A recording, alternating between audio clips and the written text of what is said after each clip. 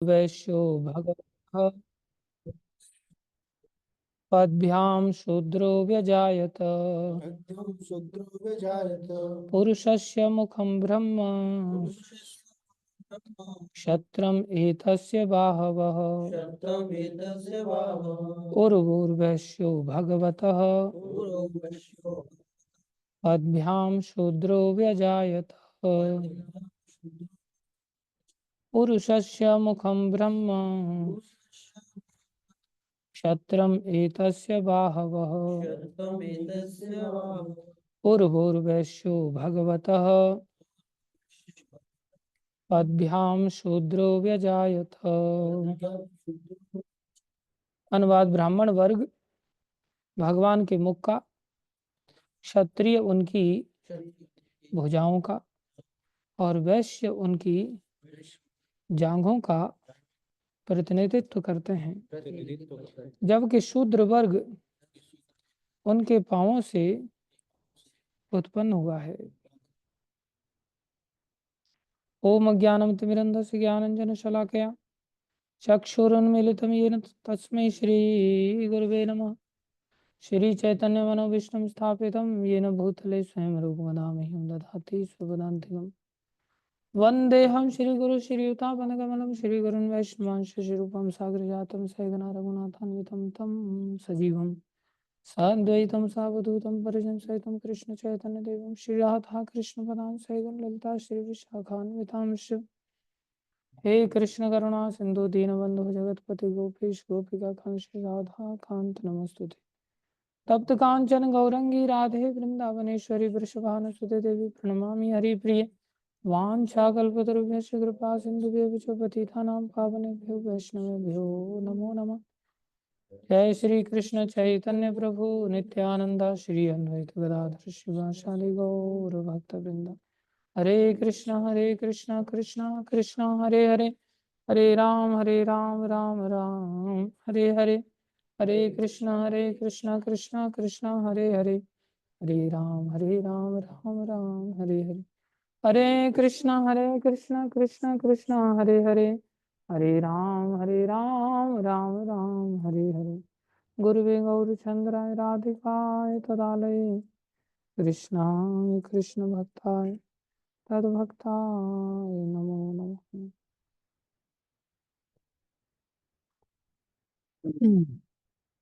हरे कृष्ण।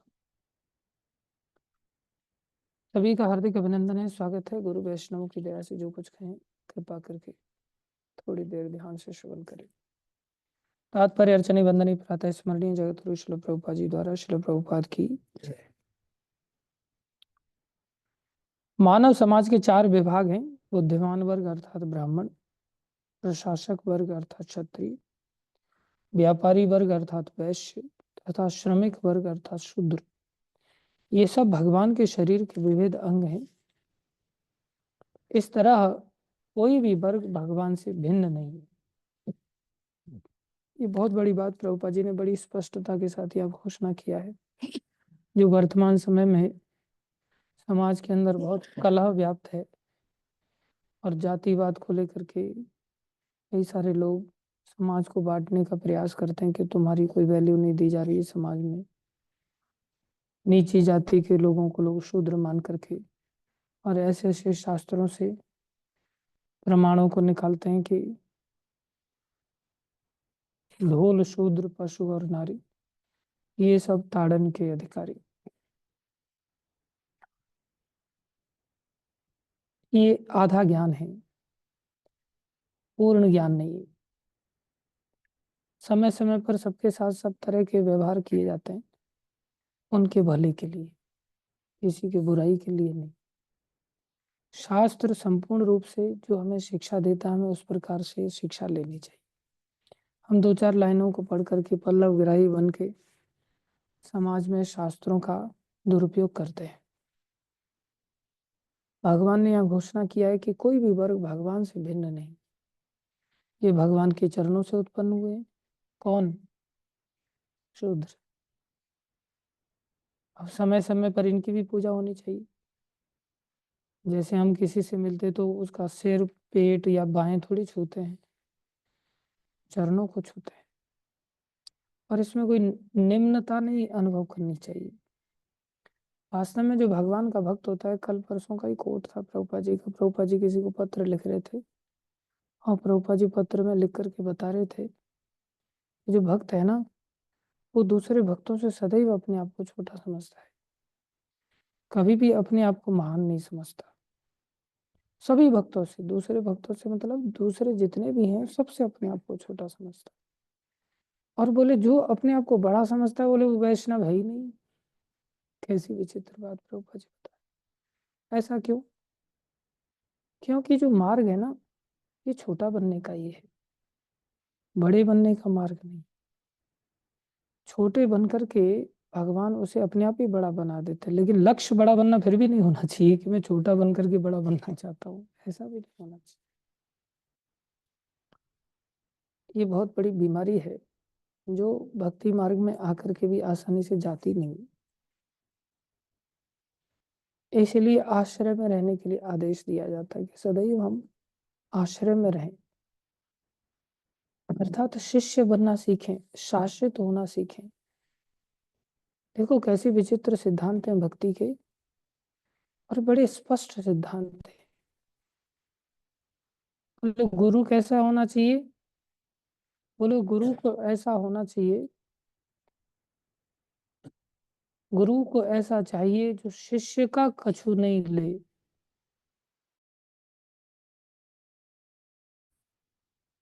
गुरु को ऐसा चाहिए जो शिष्य का कछु नहीं ले, और शिष्य को ऐसा चाहिए जो गुरु को सर्वस्व दे।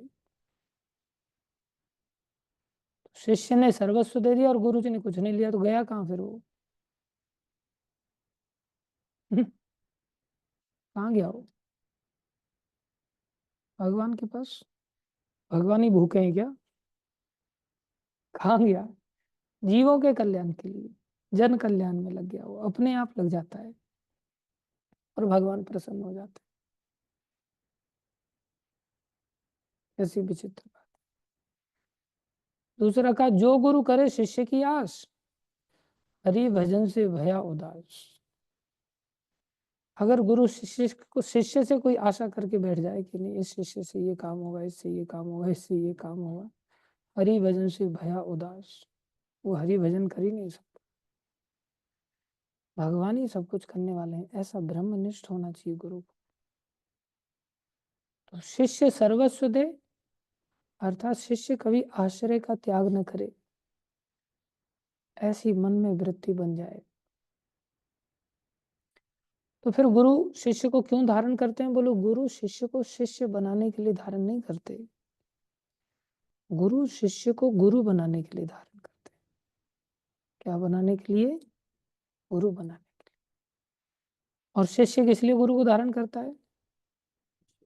शिष्य बनने के लिए। शिष्य सोचे कि अच्छा गुरु जी तो धारण कर रहे हैं मेरे को गुरु बनाने के लिए, तो मैं भी जल्दी से गुरु बन जाता हूँ, जल्दी से शिष्य बन जाता हूँ, बस वही गड़बड़ हो जाएगा। शिष्य बनता है किस लिए? शिष्य बनने के लिए, सदा शासित रहने के लिए। कोई शिष्य कहे गुरु जी मैं सेंटर चलाऊंगा, लेकिन मेरे को सीनियर लोगों का कोई दखलंदाजी नहीं चाहिए, तो वो शासित नहीं होना चाहता, वो शिष्य नहीं बन पाएगा, वो गुरु बनने का चेष्टा कर रहा है। हालांकि जिस बालक ने ऐसा कहा वो गुरु बनने का चेष्टा नहीं कर रहा है, लेकिन फिर भी बिना गुरु बने ही पहले से ही बोले तो गुरु बन रहा है, तो गुरु बन रहा है, तो कभी गुरु बनने का बीज भी नहीं पनपने दिया जाए उसको। सब बोल बोल के उसके गुरु बनने का बीज ही उखाड़ दिया जाता है। ये भक्ति मार्ग बड़ा कृपा का मार्ग है, इसलिए गुरुजन साधुजन कृपा करते रहते हैं, ये इनके अंदर। अभी जैसे हाँ, अभी सोहन मोहन प्रभु पधारे हैं यहाँ, आप लोगों को शुभ समाचार दिया जाता है कि जगदीश हरि प्रभु के अथक प्रयास के द्वारा सोहन मोहन प्रभु अभी हमारे लीगली इस्कॉन के सेंटर के इंचार्ज बन गए हैं, विकास नगर के। हरि बोल हरि बोल। अभी अभी तक ये उठौआ चूल्हा था इनका, अभी भी चूल्हा उठवाया जा सकता था, लेकिन अब चूल्हा जम गया इनका, तो इनको लीडर बना दिया गया अभी वहाँ का। ऐसे ही हमारे मसूरी का भी जो सेंटर है वो भी इस्कॉन के द्वारा रिकॉग्नाइज्ड हो गया है, और हमारे मसूरी के इंचार्ज हमारे जयदेव प्रभु बन गए। हरि बोल। तो ये सब परिश्रम हमारे जगदीश हरि प्रभु ने किया, इनका भी हरि बोल। तो ये लोगों को गुरु बनाना चाहते हैं, इनकी अंडर ट्रेनिंग में भक्त लोगों, ये सबको चाहते प्रभु जी इसको यहाँ भेज दो, यहाँ भेज दो, यहाँ भेज दो। अच्छी बात। ये सब विनम्र भक्त हैं, इसलिए इनको जल्दी से इंचार्ज बना दिया गया है।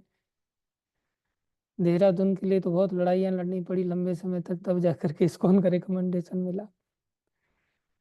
खैर वो भी जगदीश हरि प्रभु का अथक प्रयास था और गुरु की कृपा थी, गुरुदेव की दया से असंभव काम संभव हुआ था। लेकिन हमें सदा याद रखना चाहिए कि हम गुरु बनाए जा रहे हैं, सेंटर के इंचार्ज बनाए जा रहे हैं, लेकिन फिर भी हम अपनी ओर से सदा शिष्य बनना चाहें, सदा शासन को स्वीकार करना चाहें जीवन के मृत्यु के समय तक, तो ही हम वास्तव में सच्चे गुरु बन पाएंगे। लेकिन अंदर से हम झांक करके देखें ना, अपने अंदर, खुद के अंदर अगर मैं देखता हूँ तो मैं सोचता हूँ कि भैया अगर मेरा कोई महंत पद ले लेगा या मेरा कोई इंचार्ज पद ले लेगा तो बोले मैं तो लुट जाऊंगा, मैं कहाँ रोटी खाऊंगा, कहाँ रहूंगा, मेरा ठिकाना क्या रहेगा। ऐसा अंदर मेरे मन में ऐसी इनसिक्योरिटी का भाव रहता है। जबकि मेरा मन बनना चाहिए कि पेड़ के नीचे भी रख दें भगवान, तो वहां भी रोटी तो मिल ही जाएगी। विश्वास तो है हालांकि कि रोटी तो मिल जाएगी, लेकिन फिर भी घबराहट गई नहीं, प्रतिष्ठा की घबराहट, प्रतिष्ठा कहीं जीवन से छिन न जाए। ऐसे आप लोग मत बनना, आप लोग अच्छे भक्त हो और ऐसे ही अच्छे भक्त बने रहना। भगवान से मेरी यही प्रार्थना है कि आप सब लोग बहुत अच्छे हो और अच्छे हम बने। तो ऐसे ही यहाँ पर प्रभुपाद जी सिखा रहे हैं कि हम सभी को ये बात पता होनी चाहिए कि जितने भी शूद्र वर्ग का भी कोई व्यक्ति है, वो भी क्या है, भगवान से अभिन्न है। सदा सम्मान की भावना ना केवल दूसरों के प्रति हो, दूसरे भक्तों के प्रति हो, सम्मान की भावना शूद्रों के प्रति भी हो। जबकि वो भक्ति मार्ग में हो सकता है ना भी हो, लेकिन वो भी समाज के एक अधिकृत अंग हैं। चतुर्वर्ण्यम मया सृष्टम गुण कर्म विभाग। गुण और कर्मों के आधार पर 4 वर्ण और 4 आश्रमों की व्यवस्था किसने किया है? भगवान श्री कृष्ण। भगवान भी किसी के लिए रास्ता बंद नहीं करते, भगवान भी सबको अपनी सृष्टि में साथ में लेकर के चलते। हमारा उदार हृदय इतना होना चाहिए, इतना उदार हृदय होना चाहिए कि हम सबको साथ में लेकर के चल सके, किसी से भी घृणा नहीं। लेकिन कई बार ऐसा भी होता है कि एक आलू सब आलूओं को सड़ा देता है, वो भी ध्यान रखना होता है। लेकिन उसे ध्यान रखने के लिए हमें बहुत अधिक शासन की वृत्ति नहीं होनी चाहिए। डर दिखा करके हम किसी व्यक्ति को झाड़ करके इस प्रकार से जीवन को भक्ति में नहीं ला सकते। तो डर की आवश्यकता नहीं, कि बोले नहीं डर की आवश्यकता है। हमारा व्यक्तित्व हम ऐसा बनाएं कि हमारे बिना डराई सामने वाला डरने लग जाए, ऐसा हमारा व्यक्तित्व।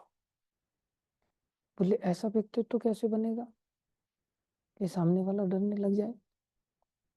बोले डोले सोले बढ़िया निकाल लेने चाहिए बाहों में, बढ़िया एक्सरसाइज करके, और फिर डोले सोले निकाल करके फिर थोड़ा कपड़े उतार करके उसको डराना चाहिए, बॉडी शॉडी दिखा करके। बोले नहीं, ये सब शक्ति नहीं है, शक्ति तो भक्ति की है। अगर हम भक्ति करते हैं, आराधना करते हैं, तो कोई भी व्यक्ति भयभीत हो जाता है, कोई भी व्यक्ति भय। प्रभुपा जी प्रवचन कर रहे थे और प्रभुपा जी को लेकर के बहुत सारे लोगों का अच्छा विचार नहीं था, क्योंकि आग की तरह ये आंदोलन फैल रहा था उस समय में। तो बहुत सारे लोग घबराए हुए थे, अलग अलग लोग, तरह तरह के लोग समाज में होते हैं। तो कुछ गैंग आ गया प्रभुपा जी के प्रवचन करते समय, और वो चेन लेकर कैसे घुमा रहा था। और प्रभुपा जी उनको बस गंभीर दृष्टि से खाली देख रहे थे, और देखने मात्र से ही वो लोग भाग गए। किसी की हिम्मत नहीं हुई प्रभुपा जी का कुछ बिगाड़ सके। ये गंभीर दृष्टि का प्रताप होता है, ये भक्ति की शक्ति का प्रताप। एक अकेले प्रभुपा जी ने कैसे कैसे लोगों को भक्ति में लेकर के आ गए। इसलिए हम डराएं कैसे?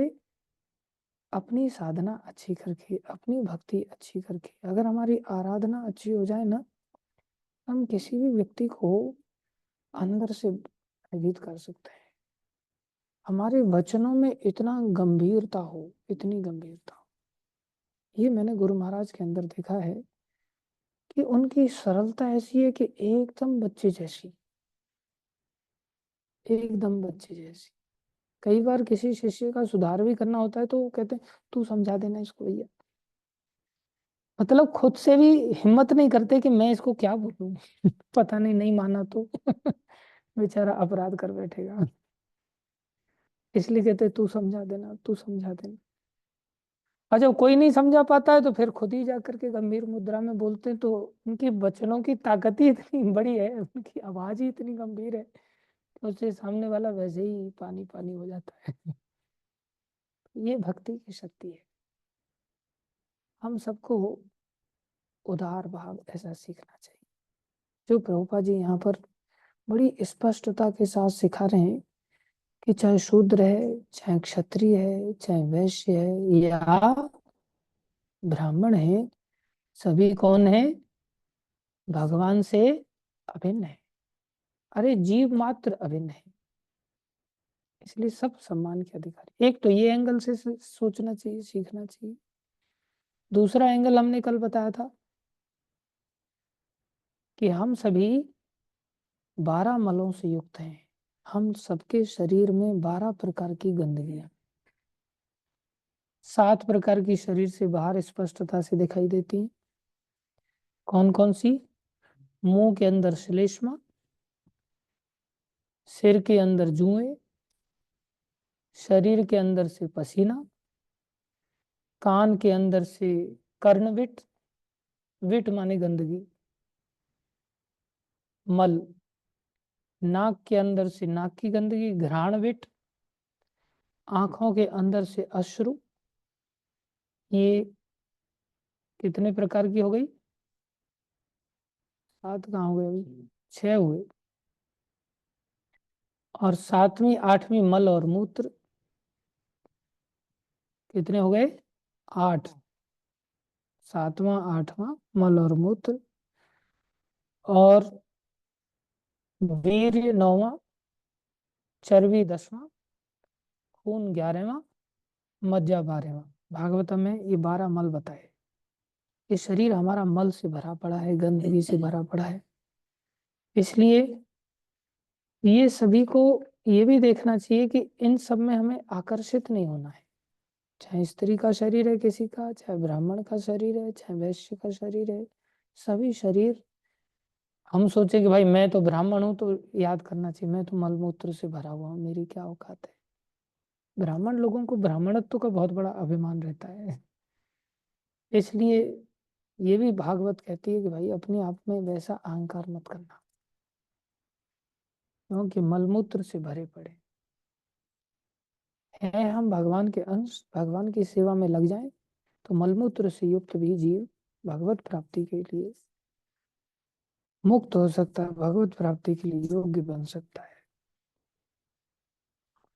और दूसरा उदाहरण हमने दिया था कि गंगा जी जैसे भगवान के चरणों से निकलती है, भगवतीता भगवान के मुख से निकलती है, तो क्या गंगा जी को हम प्रणाम नहीं करते, गंगा जी को सम्मान नहीं करते?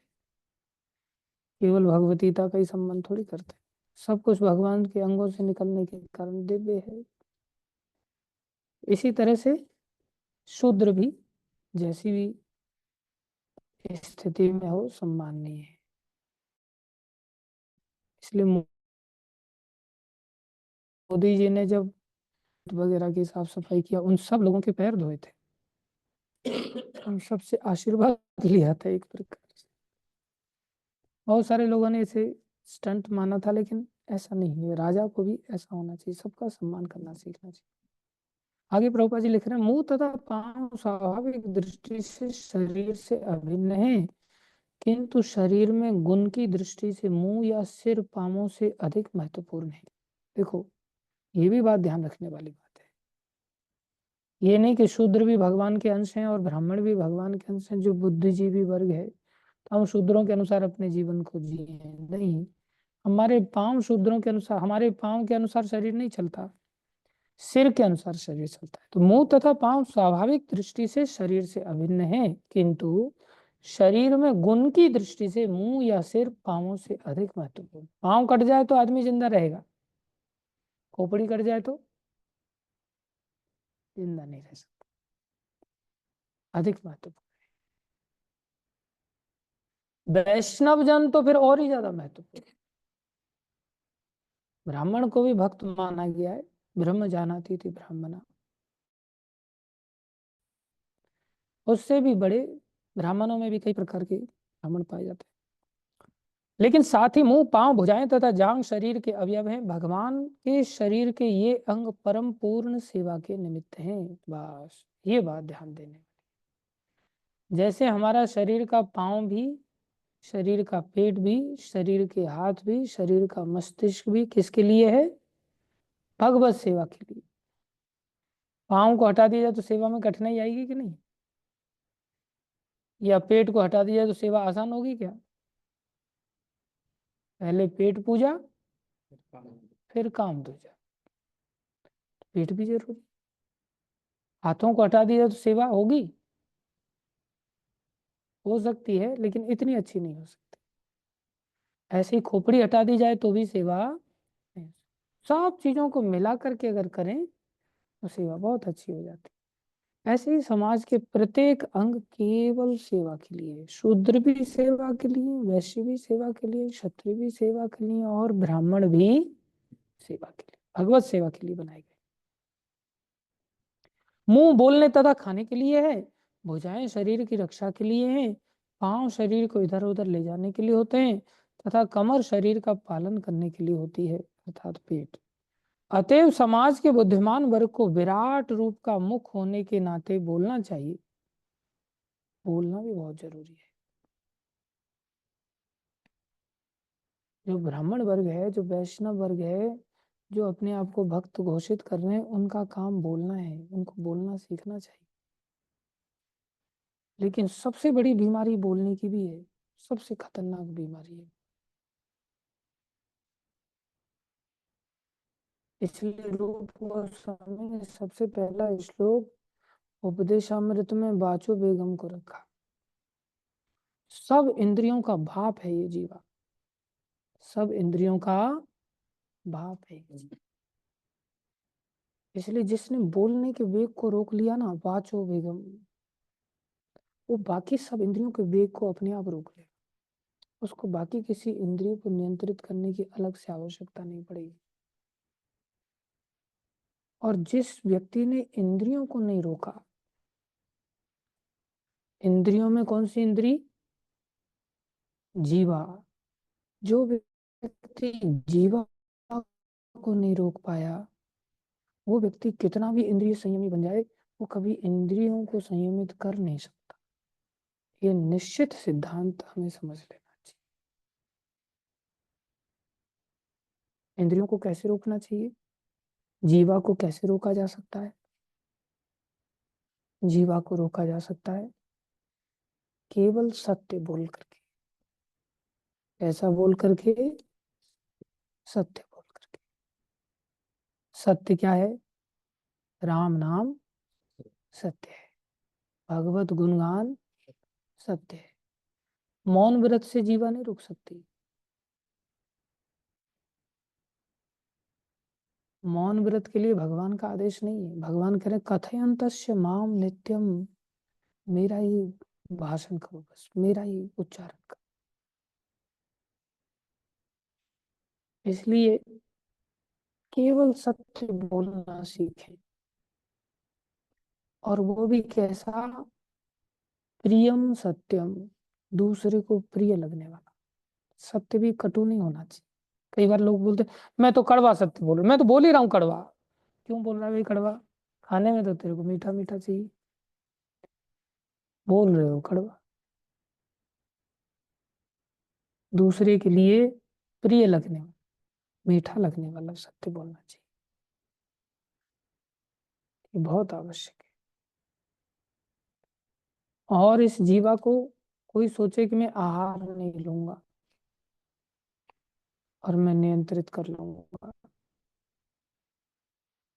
नहीं कर सकता। ये जीवा को केवल भगवत प्रसाद, केवल भगवत प्रसाद खिलाए, तब ये जीवा नियंत्रित।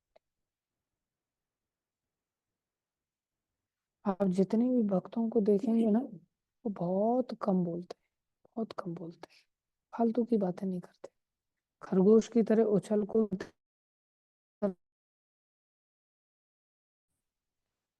वो कछुआ की,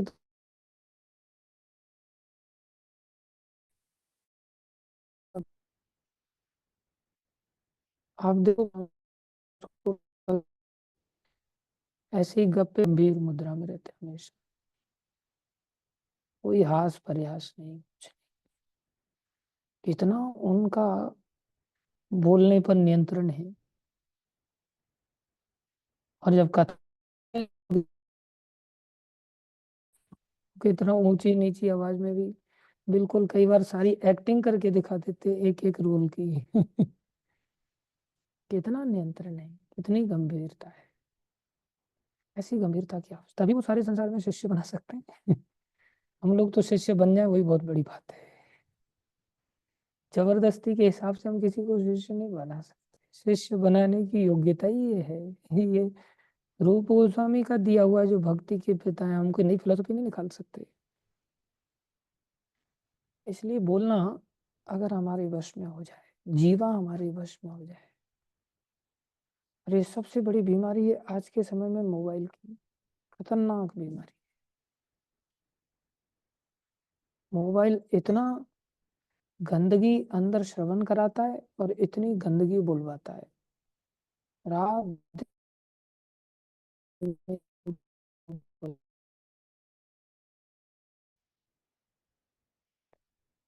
बहुत खतरनाक है। हालांकि शास्त्रीय विधि से चैत्र मास की प्रतिपदा को नए साल की शुरुआत होती है, जो हमारी वैदिक परंपरा है। और आप देखेंगे उस समय नई फसलें भी आती हैं और वातावरण में भी बसंत ऋतु आ जाती है। तो वो तो बड़ी प्राकृतिक रीति से नया वर्ष है।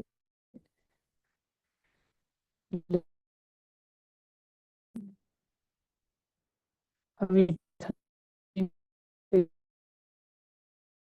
ऐसा बर्फ पड़ रही है, कहीं तूफान आ रहा है, कहीं कुछ हो रहा है, ऐसी स्थिति में अंग्रेजी महीने के अंदर देने वाला, परेशान करने वाला, उसमें नया साल आता है। लेकिन धारणा हमारी क्या है, बहाव में बहते बहते वैसी बन गई है ना, तो हम इसी को नया साल मानते हैं। चलो नया साल सभी मान रहे हो, अच्छी बात है। ये सब तिथियां, ये सब ओकेजन्स, जिसमें हमें एक थोड़ा सा उत्साह अंदर से मिलता है कि भाई मैं नए साल में क्या करूँ ऐसा। एक बालक वो कह रहा मैं 10 माला करता हूँ, लेकिन नए साल से मैं 16 माला का संकल्प ले रहा हूँ, सोच रहा हूँ 1 जैन से मैं 16 माला करूंगा। जैसे 1 जैन ऐसी अवतारी तिथि है, ऐसा कुछ नहीं है, लेकिन फिर भी वही नए साल से अगर ऐसा संकल्प लेता है तो कोई बुराई भी नहीं, अच्छी बात है, उसको उत्साह देना चाहिए। लेकिन चाहे 16 करो, 32 करो, 64 करो, लेकिन उसमें कंसिस्टेंसी बन जाए और अच्छा हो जाए, वो संभव नहीं हो पाता गंदगी के कारण, मोबाइल के कारण। इसलिए लगे तो थोड़ा करो, लेकिन अच्छा करो, गंदगी के साथ मत करो। उसके लिए मोबाइल का त्याग करना बहुत जरूरी है। इसलिए संकल्प ले कर सकते हैं हम, भक्ति करने का संकल्प लेना चाहिए, अच्छी बात है। परीक्षित महाराज ने भक्ति करने का संकल्प लिया, लेकिन उससे पहले घर त्याग का संकल्प लिया उन्होंने, और संसार छोड़ करके गंगा जी के तट पर चले। ऐसे ही संसार के त्याग का पहले थोड़ा संकल्प लेना चाहिए, उसमें थोड़ा सा मोबाइल के त्याग का संकल्प लेना चाहिए, कि हम अपने जीवन में भाई कम से कम रात को तो मोबाइल का त्याग करते हैं। मन पर भरोसा नहीं करना चाहिए, मन बहुत गंदा है। भागवत में प्रसंग है कि जब ऋषभदेव भगवान, जो स्वयं भगवान है, उनके सामने सारी सिद्धियां आई उनकी आराधना के प्रताप से, और उन्होंने किसी भी सिद्धि को नहीं लिया, जबकि वो ब्रह्म में लीन हो गए थे एक प्रकार से। उनकी संपूर्ण वृत्तियां ब्रह्ममय हो गई हैं, फिर भी सिद्धियों को नहीं लिया, फिर भी सिद्धियों को नहीं लिया। तो प्रश्न किया परीक्षित महाराज ने कि उन्होंने सिद्धियां जब आ रही थी, और वो तो उन सिद्धियों का उपयोग भगवान की सेवा में ही उपयोग में लाते, फिर भी उन्होंने क्यों नहीं लिया? बोले मन पर भरोसा नहीं करना चाहिए। इतना ऊंचा आदर्श रखा वहां पर कि मन पर कभी भरोसा नहीं करना चाहिए। अरे मन उनका कैसे मलिन हो सकता था? तब उन्होंने शंकर भगवान का उदाहरण दिया कि शंकर भगवान भी तो वैष्णवा नाम यथासंभव थे, और उनको भगवान ने मना किया था मत मोहिनी रूप को देखने का प्रयास, लेकिन उन्होंने मोहिनी रूप देखने का जिद किया, और उनके मन ने उनको ठग लिया। कितना ऊंचा उदाहरण दिया है। इसलिए बोले मैंने सिद्धियां नहीं सीखी। यही तो धैर्य की परीक्षा है। हमको लगता है सारे कार्य मोबाइल से हो रहे हैं, सब काम संसार में इसी से होने वाले हैं, एक घंटे एक रात को भी हम नहीं छोड़ना चाहते। कितने दुर्भाग्य की बात है। और कोई दूसरा पुलिसिंग के द्वारा लंबे समय तक हमें छुड़वा भी नहीं सकता। ये तो भक्ति मार्ग स्वेच्छा का मार्ग है। छोटे बच्चे तो है नहीं, हम हैं। इसलिए ऑनलाइन सुनने वाले या अन्य भक्तों से मेरा यही निवेदन है, जिसके पास मोबाइल नहीं है वो मोबाइल को कभी लाने का भी प्रयास मत करना जीवन। कभी दिया जाए जबरदस्ती तब ले लेना, आपकी योग्यता को देख करके दिया जाएगा हो सकता है। जैसे हमारे आश्रम में दिनेश प्रभु हैं, वो हालांकि मोबाइल में काफी अंदर वो भी घुसे रहते हैं, लेकिन फिर भी मैंने देखा दुरुपयोग नहीं करते उस तरह। तो मैंने उनसे मोबाइल लेने के लिए नहीं कहा कि भाई उनसे मोबाइल लिया जाए, लेकिन जो भक्त लोग दुरुपयोग करते, बड़े बड़े सीनियर लोग हैं, मैंने उनसे मोबाइल लेने के लिए कहा, क्योंकि वो दुरुपयोग करते। स्वयं मैं दुरुपयोग करता हूँ, किसी और के बारे में क्या बताऊं। काफी समय नष्ट हो जाता है। इसलिए अपना स्वयं से ही देखना चाहिए, गंभीर बनने का प्रयास करना चाहिए। आगे चल करके हम जो भी कर सकते हैं केवल भगवान की प्रसन्नता से ही हम सब कुछ कर सकते हैं। हमारी अपने आप में कुछ सामर्थ्य नहीं है। इसलिए कम से कम रात को 12 घंटे के लिए तो मोबाइल छोड़ सके। बाकी तो दिन के 12 घंटे ही ना, उस दिन के 12 घंटे में जो करना वो था करो खूब। नहीं छोड़ सकते ना करें, सदुपयोग का पूरा प्रयास करें। नया वर्ष है, कोई संकल्प ले सकता है, तो ये संकल्प भी भारी है। कोई इस संकल्प को नहीं ले सकता तो जब का संकल्प ना ले, ऐसा भी नहीं है, उसको जब का संकल्प तो लेना ही चाहिए। क्योंकि जब करेगा तो कम से कम हृदय में कभी तो पिन चुभाएगा, जो हरि नाम है। हरि नाम पिन मारता है हृदय में, हरि नाम से हृदय में चीजें खटकती हैं। यार सच बात है, मैं कब मेरा जीवन निकला जा रहा है, रोज सुबह शाम हो जाती है, रोज रात होकर के जीवन समाप्त हो रहा है। कब हम भक्त बन पाएंगे? अभी कुछ नहीं हो रहा है तो आगे क्या हो पाएगा फिर? जब का तो संकल्प सबको लेना ही चाहिए, लेकिन साथ में यहाँ बात उठी थी जीवा को। अतएव समाज के बुद्धिमान वर्ग को विराट रूप का मुख होने के कारण नाते बोलना चाहिए। देखो, वैसे बोलना नहीं चाहिए, लेकिन बोलना भी चाहिए। कैसे बोलना चाहिए वो परिस्थिति देख करके। ये नहीं कि बस बोल बच्चन होकर के खाली बोल ही रहे। इसलिए महाराज बोलते हैं किसी को तो अच्छा खासा बोलते फिर। इसलिए समय समय पर बोलना भी पड़ता है। हमें समझ होनी चाहिए कब बोलना है और कब नहीं बोलना है। हर व्यक्ति बोलने के लिए इतना उतारू, आप तो बोलते ही नहीं कुछ है कि नहीं। बोले भागवत भी कह रही है बोलना चाहिए। हाँ, ब्राह्मण वर्ग में, वैष्णव वर्ग में आप तो बोलते ही नहीं कुछ। और जैसे ही कोई कुछ गलती करता है ना, हर व्यक्ति बोलने के लिए उतारू हो जाता है। विशेष रूप से भारत में एडवाइस देने की कमी नहीं है। भारत में तो हर व्यक्ति के जबान पर ही रहते, ऐसे नहीं करना, ऐसे करना, ऐसे नहीं करना, ऐसे करना, ऐसे नहीं करना। दूसरों को शिक्षा देना मतलब तत्पर बैठे रहते हैं, ऐसे मत बोलो भाई। पहले बोलने को रोक लो फिर बोलो। वाचो वेगम रोक लो, गुरु बन जाओ, तुम्हारे शिष्य बनेंगे, हृदय से तुम्हें वो लोग स्वीकार करेंगे, तब तुम बोलो।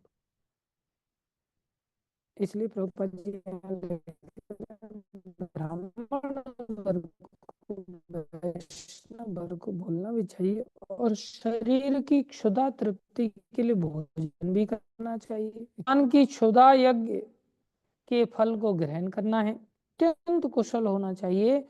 और अधीन वर्गों को चाहिए कि ऐसे यज्ञों में हाथ बटाएं।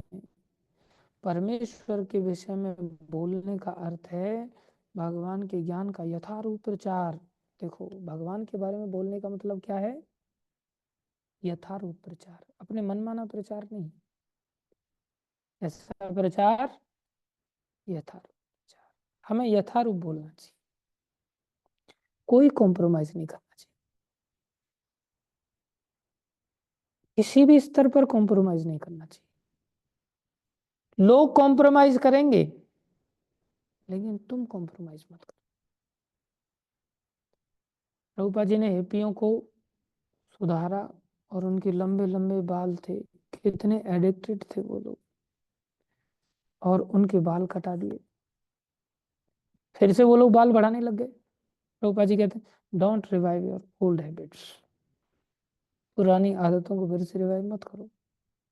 लेकिन क्या फिर सबने बाल काट दिए? बाल तो नहीं काटे, कुछ लोगों ने काट दिए, कुछ लोग फिर से हिप्पी बन गए। उन लोगों ने तो कॉम्प्रोमाइज कर ही लिया ना, उनमें वो सामर्थ्य नहीं थी। लेकिन हम अपनी ओर से ऐसा ना कहें। अभी जैसे आप लोग मंगल आरती आते हो, तो मुझे ये नहीं अधिकार है कि मैं कहूं आप लोगों को कि भाई अपने समय से आ जाया करो। नहीं, सब अपने अपने समय से आएंगे फिर भी, लेकिन मुझे यही कहना पड़ेगा बस 4:30 बजे। मैं ये नहीं कह सकता बिना नहाए आ जाओ, चलेगा नहीं। ये जरूर समझाऊंगा, नहीं नहाने नहीं आने से अच्छा है बिना नहाए भी आ जाओ, ये समझा जरूर दूंगा। लेकिन यही कहूंगा नहा के आओ तो ज्यादा अच्छा है। मैं ये कभी नहीं कहूंगा, नहीं मुझे कहना चाहिए कि आप कभी धोती कुर्ता बिना पहने आ जाओ। फिर भी लोग बिना धोती कुर्ता के आएंगे, उनके पास धोती कुर्ता है, फिर भी बिना धोती कुर्ता वो अपने आप में कॉम्प्रोमाइज कर लेंगे। लेकिन प्रचारक का काम है यथारूप से बोलना। हमें सोचना चाहिए कहीं मैं दूसरे की खुशी के लिए, दूसरों को एंटरटेन करने के लिए मैं अपने स्टैंडर्ड से कहीं फिसल तो नहीं रहा हूँ। खुद के लिए भी ऐसा प्रयास करना चाहिए। नहीं कर पा रहे हैं तो विनम्रता अंदर लाएं, दूसरों को इस प्रकार से प्रेरित करें।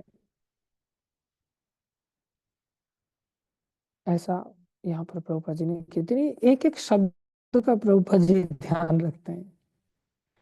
इसलिए कह रहे हैं प्रभुपाद यहाँ परमेश्वर के विषय में बोलने का अर्थ है भगवान के ज्ञान का यथारूप प्रचार करके भगवान की महिमा गान करना। और देखो, जो भक्त होता है ना वही ऐसा कर पाता है, जिसके हृदय में यथारूप में जीवन को, भक्ति को अंगीकार करने की अगर वृत्ति नहीं होगी ना, उसकी आवाज एकदम से खोखली होगी, एकदम से खोखली। कि आवाज किसी के हृदय में परिवर्तन नहीं ला सकती। ये बड़ी स्वाभाविक सी बात है। अब देखो, अच्छे भक्तों को श्रवण करो, गुरुजन आते हैं, महाराज लोग आते हैं,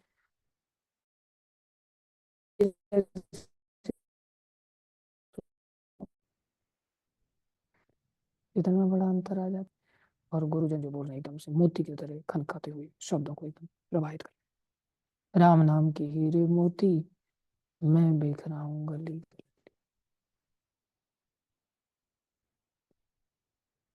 एक शेर दहाड़ मारता है तो कैसे लोगों की उससे हालत खराब हो जाती है। और एक कुत्ता भौंकता है मेरी तरह तो क्या करेगा? कुछ नहीं हो सकता। इसलिए जबरदस्ती चमड़ी पहन करके ऊपर से शेर की खाल पहन करके कुत्ता शेर नहीं बन जाता। लेकिन मूर्ख लोग भ्रमित हो जाते, जैसे आप लोग भ्रमित होकर के मेरे को श्रवण कर रहे। वास्तव में तो गुरुजनों को हमें सुनना चाहिए, भक्तों को, अच्छे भक्तों को सुनना चाहिए। जैसे राधा मोहन प्रभु बैठे हैं यहाँ पर, जगदीश हरि प्रभु बैठे हैं, सोहन मोहन प्रभु बैठे हैं, जयदेव प्रभु बैठे हैं। नरसिंह को तो बोलना आता ही नहीं। ये तो है शेर, लेकिन मेरी संगति में आकर के भी गीदड़ बनता जा रहा है धीरे धीरे करके। बाकी आप सब अच्छे भक्त हो। पे नहीं करना चाहिए। अच्छा भक्ति करके